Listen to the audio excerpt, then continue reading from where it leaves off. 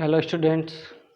और हम अ, इसी लेसन नंबर 1 का तीसरा वीडियो हम पढ़ने जा रहे हैं, तीसरा पद्य पढ़ने जा रहे हैं। और जो आपके सामने बोर्ड पर अंकित है, जैसा कि मैंने आपको पहले बताया था कि जब उद्धव गोपियों को समझाते हैं तो गोपियां भगवान श्री कृष्ण को उल्हाना देती हुई उद्धव को उनके बारे में बताती है। तो गोपियां कहती है कि संदेशनी, संदेशनी का मतलब होता है, कठिन शब्दार्थ में यहाँ लिख देता हूँ, जो भी आपके सामने कठिन शब्द है ताकि आपको पढ़ने में आसानी हो। संदेशनी, पत्र। तो गोपियां कहती है कि संदेशनी मधुबन, मधुबन का मतलब होता है मथुरा, मधुबन, मथुरा। कूप, कूप का मतलब होता है कुएं, कुएं। गोपियां कहती है कि संदेशनी मधुबन कूप भरे, अर्थात हमने भगवान श्री कृष्ण को इतने पत्र भेज दिए हैं कि अब तक तो मथुरा के सारे कुएं भर गए होंगे। उलाना देती हुई कहती है कि संदेश यानी पत्र मधुबन कूप भरे, हमने भगवान श्री कृष्ण को इतने पत्र भेजे हैं कि अब तक मथुरा के सारे कुएं भर गए होंगे। अपने तो अर्थात खुद के तो पटवत, पटवत का मतलब होता है भेजते नहीं है। पटवत, पटवत का मतलब होता है भेजते नहीं है। क्या नहीं भेजते हैं? पत्र। तो आगे कहती है गोपियां कि अपने तो पटवत नहीं मोहन, अर्थात अपने तो पत्र नहीं भेजते हैं। कौन? मोहन यानी भगवान श्री कृष्ण, कि हमरे फिरे न फिरे, और हमने जो भेजे हैं उनका भी आज दिन तक उन्होंने कोई जवाब नहीं दिया है। अर्थात हमारे वे भेजे हुए पत्र भी लौटकर वापस गोकुल नहीं आए हैं। फिरे, फिरे यानी भेजे हुए, न फिरे यानी वापस नहीं आए हैं, न फिरे यानी नहीं लौटे हैं। दिखा दूं मैं आपको यहां, न फिरे अर्थात नहीं लौटे हैं, नहीं लौटे हैं। एक बार और देख लीजिए कि अपने तो पटवत नहीं मोहन, भगवान श्री कृष्ण अपने संदेश तो नहीं भेजते हैं, और साथ ही हमने जो भेजे हैं, हमरे फिरी अर्थात हमने जो भेजे हैं न लौटे, न फिरी न फिरे अर्थात हमारे भी भेजे हुए पत्रों के जवाब भी और ना ही पत्र वापस आए हैं। आगे देखिए कि जीते, जीते का मतलब होता है जितने, जीते का मतलब होता है जितने, पथिक का मतलब होता है यात्री, जो गोकुल से मथुरा तक की यात्रा करने वाले हैं। तो वो कहते हैं कि जितने पथिक अर्थात जितने यात्री भेजे, पठय यानी भेजे हैं, पठय, पठय का मतलब होता है भेजे हैं। कहा? मधुबन को, मधुबन यानी मथुरा को। अर्थात वह कहती है कि जितने यात्रियों को हमने संदेश लेकर के मथुरा भेजा है या मथुरा को गए हैं, बहुरी न शोध करे, उनकी कोई शोध यानी खोज नहीं है। शोध का मतलब होता है खोज, अर्थात उनका अभी तक कोई पता नहीं है कि वो कहां गए। अर्थात इसके माध्यम से वो बताती है कि हमने जितने भी यात्रियों से संदेश यात्रियों के माध्यम से मथुरा भेजे हैं, उनकी अभी तक कोई खोज, कोई तलाश, कोई शुद्ध नहीं है कि कहां है। आगे वह कहती है मन में सोचती हुई कि के का मतलब होता है या,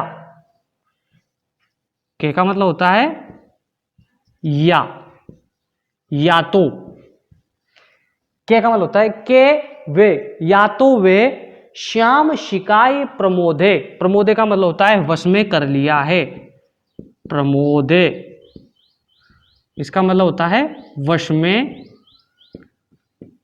कर लिया है, कर लिया है।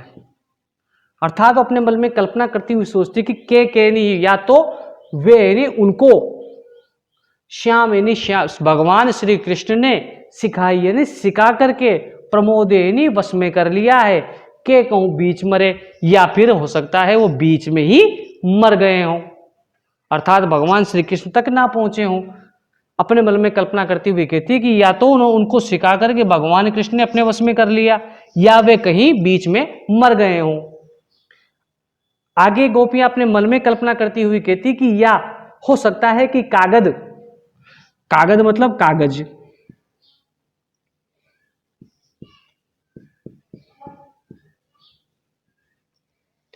गरे निगल गए हों,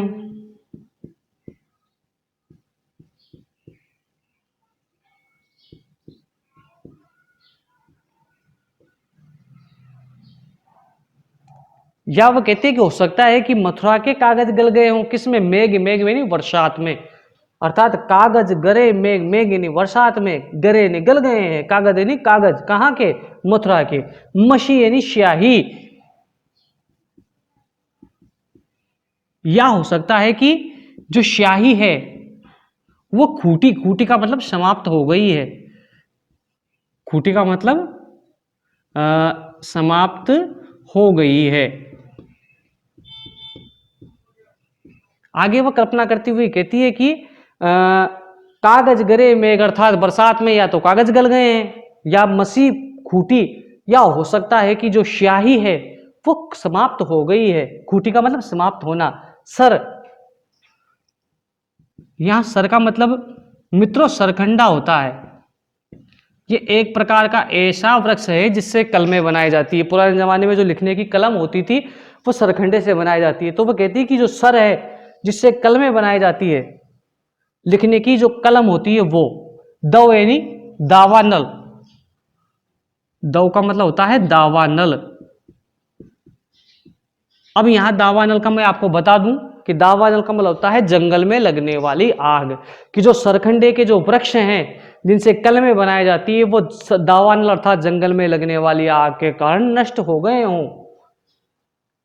लाग जरे, जरे नहीं जल गए हों, जल गए हों।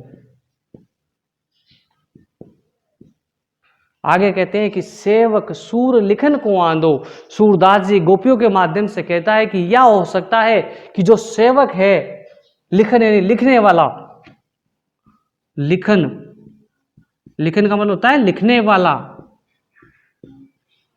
लिखने वाला, आंधो यानी आंधा हो गया है, आंधो यानी आंधा।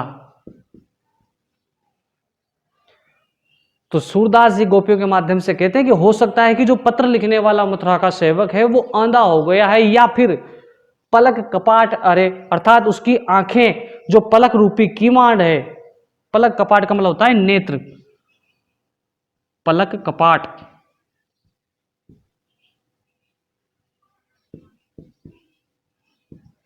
नेत्र, अरे ना खुलते हों, ना खुलना, अर्थात हो सकता है कि उस सेवक के या तो अंधा हो या फिर उसके नेत्र ही ना खुलते हों। इसीलिए भगवान श्री कृष्ण ने हमको अभी तक पत्रों के जवाब नहीं भेजे हैं, अन्यथा भगवान श्री कृष्ण के हम अनन्य भक्त हैं और भगवान श्री कृष्ण हमसे अनन्य प्रेम करते हैं। तो इन कारणों के माध्यम से भगवान श्री कृष्ण अब तक जवाब नहीं भेजा होगा, अन्यथा वह जरूर जवाब भेजते। ये जो पद्य है वो आपको जरूर समझ में आया होगा, और इससे जो जुड़ी समस्या है वो आप जरूर भेजें, और हम अगले वीडियो में पद्य नंबर 4 पढ़ेंगे। आज के लिए इतना ही, धन्यवाद। और आप भी एक चीज़ और करें कि जैसे मैं आपको बता ही देता हूं कि अब अगला वीडियो पढ़ेंगे तो उसके साथ आप भी एक बार वीडियो को जो पद्य है उसको देख कर आएँ, ताकि आपको पढ़ने समझने में बहुत ज़्यादा आसानी हो। Thank you.